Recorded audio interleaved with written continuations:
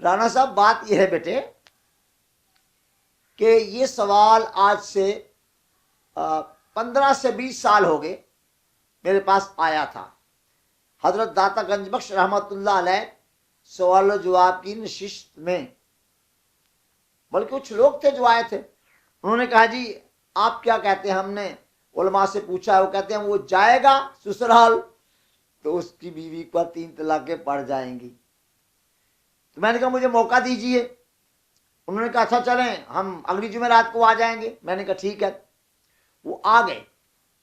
جی اب میں نے کہا جناب آپ ایسے کریں، کسی دیندار ڈاکٹر کے پاس جائیں اور سمجھدار اس سے کہیں کہ ان کو نہ کوئی ایسی دوائی دے دیں جس سے یہ سو جائیں، اور اسی حالت میں ان کو آپ ان کے سسرال لے جائیں.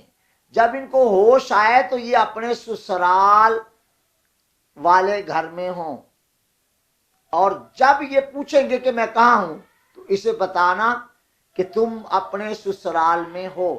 اور جب اسے یاد آئے کہ اوہو یہ کیا ہوا، میں نے تو یہ قسم کھائی تھی، اسے کہیں کہ بات یہ ہے کہ تم یہاں آئے نہیں بلکہ لائے گئے ہو، اور جب اس کو یہ کہو کہ لائے گئے ہو تو اس کی بیگم پر طلاقیں واقع نہیں ہوں گی.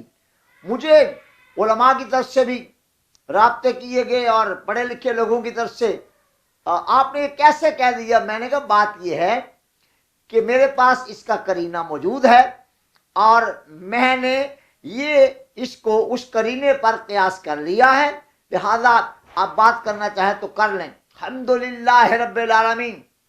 فقیر نے ان کو دلائل سے بتا دیا کہ اس طرح قسم کھائی تھی اگر میں جاؤں تو وہ تو گیا نہیں، اس کو لایا گیا، جب وہاں گیا اسے پتہ نہیں وہ کہاں آیا، جب ہوش آیا تو تب کی بات ہے، لہذا اب طلاق واقع نہیں ہوئی. یہ 15 سے 20 سال ہو گئے ہیں الحمدللہ.